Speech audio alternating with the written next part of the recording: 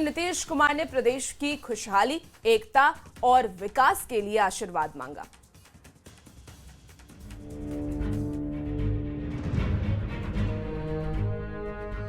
बिहार चुनाव के बाद अब सभी की नजर 14 नवंबर को आने वाले नतीजे पर टिकी है। नीतीश कुमार के नेतृत्व वाली मौजूदा एनडीए सरकार की सत्ता बरकरार रह सकती है, ऐसा ज्यादातर एग्जिट पोल्स के आंकड़े बता रहे हैं। ऐसे में जीत को लेकर बेहद आश्वस्त मुख्यमंत्री रिजल्ट से पहले अब भगवान के दर पर जाकर आशीर्वाद ले रहे हैं। सबसे पहले सीएम पटना के हनुमान मंदिर जाकर पूजा अर्चना की। मुख्यमंत्री पटना हाईकोर्ट के पास स्थित हजरत शाह जलाल शहीद की मजार पर जाकर चादरपोशी की और अमन चैन की कामना की। सीएम के माथे पर हरे रंग का साफा भी बंधा हुआ था। मुख्यमंत्री के साथ मंत्री विजय चौधरी और अशोक चौधरी भी मौजूद थे। ये तस्वीर बेहद खास हो जाती है, वो भी तब जब 14 नवंबर को चुनाव परिणाम आएगा, लेकिन उसके पहले तमाम एग्जिट पोल में एनडीए को जीतता हुआ दिखाया जा रहा है और नीतीश कुमार को फिर से मुख्यमंत्री के तौर पे दिखाया जा रहा है। तो जाहिर तौर पे एनडीए के लिए काफ़ी उत्साह वाली बात है और यही वजह है कि नीतीश कुमार भी लगातार इस फीडबैक के बाद पूजा अर्चना में दिखे। और इस वक्त जो हम आपको तस्वीर दिखा रहे हैं ये है पटना हाई कोर्ट का मजार, जहाँ पे इस वक्त आप नीतीश कुमार को देख सकते हैं। तो ये तस्वीर पटना हाई कोर्ट मजार। मुख्यमंत्री नीतीश कुमार पटना साहिब स्थित हरमंदिर साहब जाकर प्रार्थना भी की और दशमेश पिता से बिहार की तरक्की का आशीर्वाद मांगा। बता दें 14 नवंबर को बिहार विधानसभा के मतदान का रिजल्ट आने वाला है।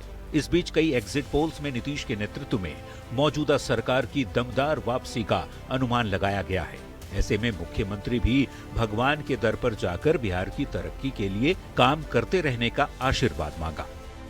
न्यूज़ 18 के लिए पटना से आनंद अमृतराज की रिपोर्ट।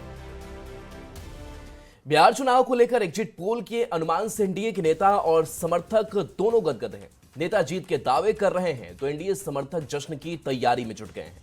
कहीं मिठाई बन रही है तो कहीं तरह तरह के पकवान बन रहे हैं। ये रिपोर्ट।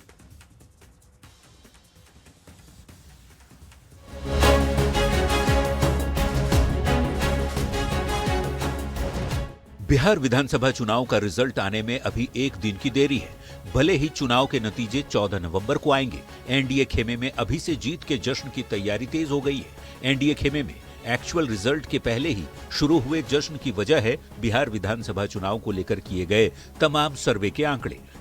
वैसे तो पटना में कई जगहों पर एनडीए समर्थक लड्डू बनवा रहे हैं, लेकिन सबसे ज्यादा तैयारी मोकामा से जेडीयू उम्मीदवार अनंत सिंह के आवास पर हो रही है। बिहार की जनता ने एनडीए को माइंडेड दिया है और दिया, अभी तो एग्जिट पोल ही आया है। एग्जिट पोल आया किसके बदौलत? बिहार की जनता के बदौलत। निश्चित तौर पे बिहार में फिर से एनडीए की सरकार बन रही है।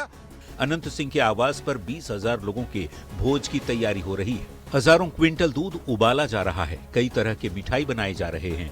पूरी, सब्जी, रायता के साथ ही कई व्यंजन भी बनाए जा रहे हैं।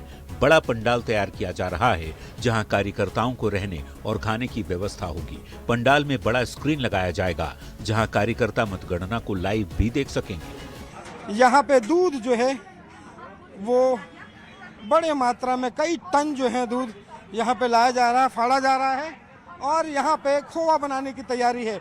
यहाँ से आप जरा देखिए, यहाँ से रसगुल्ले जो है वो बनाए जाएंगे और उसकी तैयारी जो है उसकी अभी से हो रही है।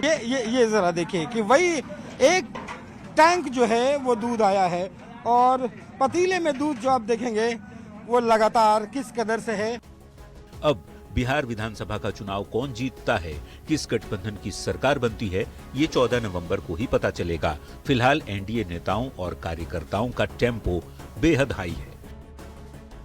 न्यूज़ 18 के लिए पटना से आनंद अमृतराज और रवि एस नारायण के साथ ब्यूरो रिपोर्ट। और एग्जिट पोल के आंकड़ों के बाद एक तरफ एनडीए में जश्न का माहौल है तो दूसरी ओर आरजेडी नेता तेजस्वी यादव ने एग्जिट पोल को सिरे से खारिज कर दिया है।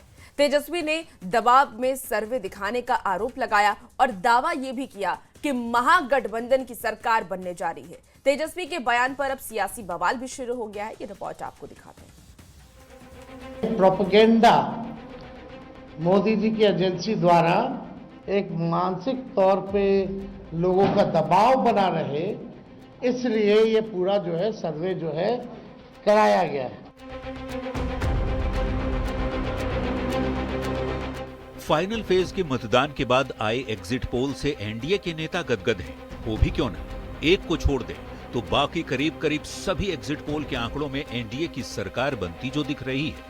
लेकिन इन एग्जिट पोल्स के आंकड़ों से एक नेता बिल्कुल भी सहमत नहीं है, और वो हैं आरजेडी के नेता और महागठबंधन के सीएम फेस तेजस्वी यादव।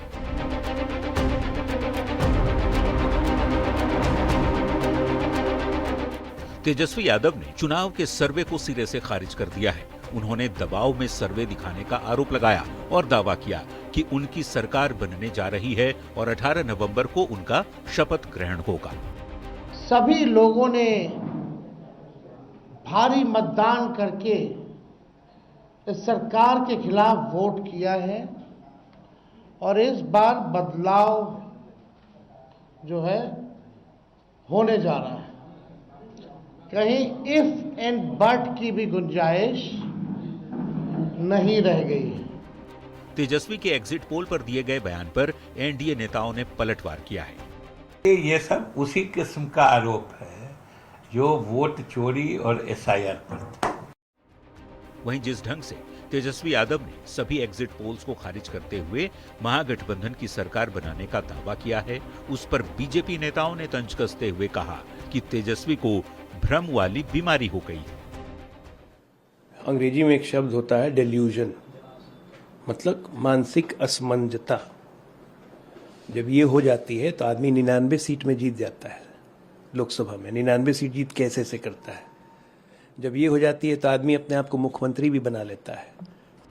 वहीं दूसरी ओर जेडीयू नेता केसी त्यागी ने तंज भरे लहजे में कहा, उम्मीद है इस बार तेजस्वी यादव हार का ठीकरा ईवीएम और वोट चोरी पर नहीं फोड़ेंगे।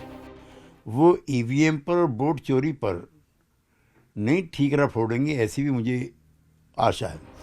बिहार विधानसभा की 243 सीटों के लिए 11 नवंबर को फाइनल राउंड की वोटिंग पूरी हो गई और वोटिंग खत्म होने के बाद 12-13 से ज्यादा सर्वे एजेंसियों ने अपने अपने एग्जिट पोल का आंकड़ा जारी किया। सिर्फ एक को छोड़ दें तो सभी सर्वे में एनडीए की सरकार बनती दिख रही है। वैसे तो एक्चुअल रिजल्ट 14 नवंबर को आएंगे, तभी पता चलेगा कि किसकी सरकार बनेगी। लेकिन सवाल है कि क्या एक साथ सभी सर्वे एजेंसियों का अनुमान गलत होना संभव है? न्यूज़ 18 के लिए पटना से अमित कुमार और दिल्ली से अमितेश सिंह के साथ ब्यूरो रिपोर्ट।